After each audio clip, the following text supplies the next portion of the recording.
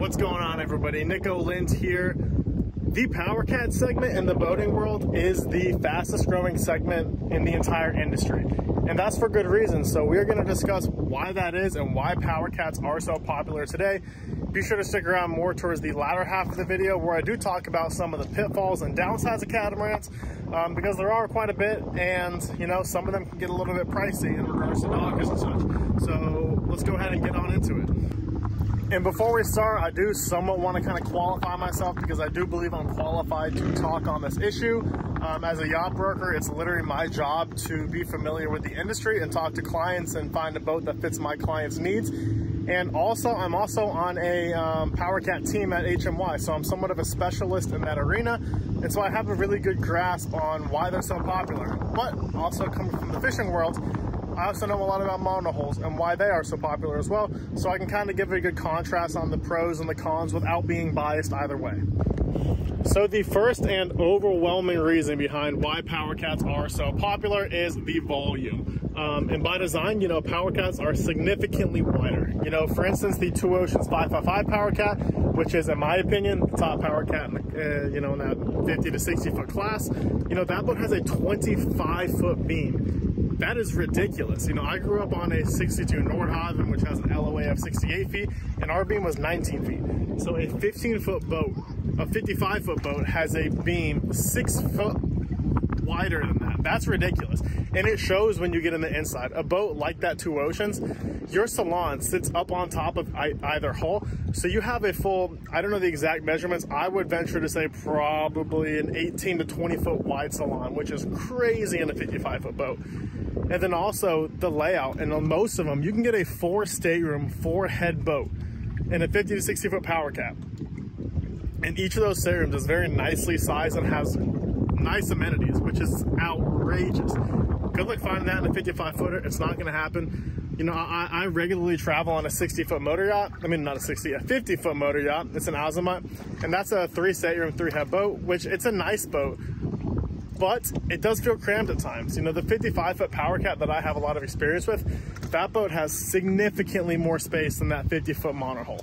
It's quite impressive. You know, the comparable volume to that 55 footer in the monohull world, you'd have to go to like a 65 to 70 foot monohull to get that same amount of volume. The size is definitely the biggest selling point when it comes to Powercats.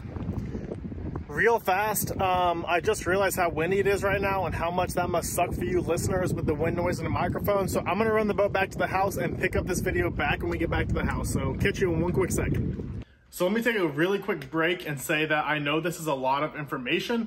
So I'm gonna put my contact information in the description below, and then also somewhere on the screen, probably down here. And then if anyone is in a situation where they really don't know which one to get or just want to talk about it, let me know. I'm more than happy to talk with you one-on-one regarding what boat I think will work best for your situation. But let's get back to the video. So now that we talked about the volume and how much more volume that these Powercats really offer the monohulls, the second topic is stability. When you have 2 hulls that are, you know, however far they are apart, as I said, the Two Oceans 555 has a 25 foot beam. So you have all that weight distributed on 2 hulls super far out. That is significantly more stable than a monohull, which just has 1 hole in the water and tends to rock back and forth. Now, they definitely have their own unique feel to how they rock in the water and sit in the water in a chop. And if that's us, you know, getting used to it, but it is significantly more stable. You know, most of them you do not even need Seakeepers on because they just don't need it. They're stable enough without a Seakeeper that a Seakeeper really would not make that much difference, and it'd be hard to justify the cost of that Seakeeper. And so those two things combined, the volume with the stability of them, in my opinion, is really what draws most people to these boats. I think that's really why you see so many of these giant charter fleets down in the Caribbean and the Bahamas and the Virgin Islands and the Turks and Caicos. It's because people really like how stable and how homey and how voluminous these boats are. And so it's really easy to market those for a charter boat. And so that's really, I think, the biggest selling point of these cats. And so one thing I do want to say too is, I just mentioned how these boats are very popular in the charter scene. Another reason for that is the draft. Having the weight of the boat spread out over, you know, all that hull with 2 different holes in the water The draft on these boats is phenomenal compared to their monohull counterparts. You know, this Two Oceans 555, that boat, you know, with a protective keel under the running gear, you're still only drafting, you know, somewhere between 3.5 to 3 feet 9 inches, 3 feet 10 inches, you know, depending on load. And so that's plenty enough to get anywhere in the Bahamas and the Caribbean, the Virgin Islands, the Turks and Caicos, where draft is a big constraint, you know, in that area, predominantly in the Bahamas. These powercats really give you the ability to get wherever you want to go. And so that is another really big selling point of these boats. And so the next point to talk about is the economics of it all. They're a lot cheaper to run. You know, I'm going to use this Two Oceans 555 as an example because it's a boat I work very closely with and I know the details on. So that boat, you can have that boat pretty nicely optioned out, you know, $2.7 million, $2.8 million, which is a lot of money. But for the amount of space that you're getting, it's really not that much money in comparison when a comparable monohull, you have to go up to like a 65 to 70 foot monohull just to get that same amount of space. And at that point, you're paying 3.5 up even to $5 million in some boats. And so you're getting all that space and all that living ability and all of that stability for, you know, $2.8 million, which is a lot of money, but it's not that much money in the grand scheme of things.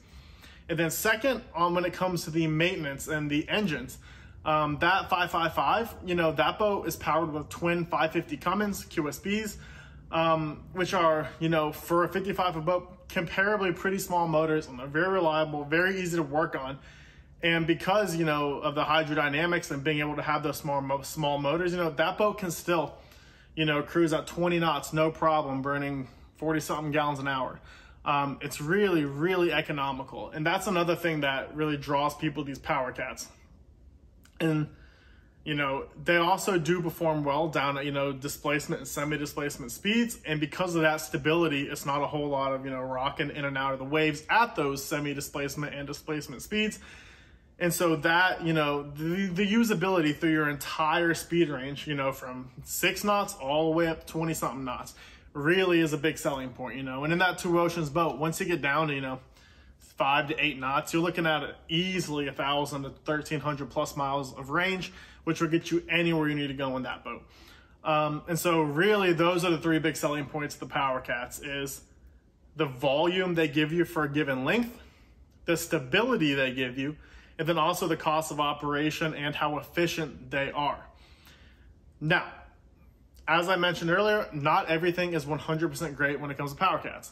The biggest of which is that large beam that gives you such good stability makes it sometimes a pain to get dockage. You know, with 25-foot slip, a 25-foot wide slip can be very hard to find in some places. Now, we're pretty lucky down in South Florida that the South Florida boating world is kind of embracing the powercats and is starting to build in slips and marinas built for those. But it definitely can be a challenge to find those slips. And when you do find them, they're going to be expensive, you know, because it's more, you take up more real estate on the dock than a comparable monohull, and you pay for that real estate. It's just a give and take. You know, you save more on the operation of the boat, you pay a little more in dockage. It's just kind of the give and take and how it all works. One thing I will say about that is if you have a good broker who's familiar in the powercat world, lean on them heavily for that. I know within HMY here, we have brokers who are very well connected and have slips all over the place, slips behind people's houses, docks behind people's houses they don't use. You rely on that brokers. A lot of times they'll have a connection to a slip that you as an individual really wouldn't know about or have the access to on your own. And so the second, I guess, negative you could say about the powercats is the performance. As I mentioned, they are very efficient, you know, but you're not going to get that nice, you know, sporty sports car like handling that you can get on a monohull. You know, take an S66 Princess, for example, you know, because that boat is going to have somewhat comparable volume to that 55-foot powercat I mentioned. That's a boat you can cruise 33 to 35 knots on, you know, and this Two Oceans 555 powercat or any powercat in that size range, you're not even going to touch that. You're not going to touch 30 knots in any of these boats. They're built to be comfortable and to be a hotel and a condo on the water. They're not built to be this sporty sports car type boat like the Princesses, the Azimuts, the Sunseekers. They're two completely separate different things. So if you're going into this PowerCat world expecting to have this super high-end performance, it's not going to happen. You have to look at it as what it is, a comfortable condo on the water that still has very respectable, 20 to 23 knot cruise like this Tour Oceans 555 does. And so I would say those two are definitely the two biggest downfalls in PowerCats. Finding dockage for it and the lack of the sporty feeling, I guess you could say.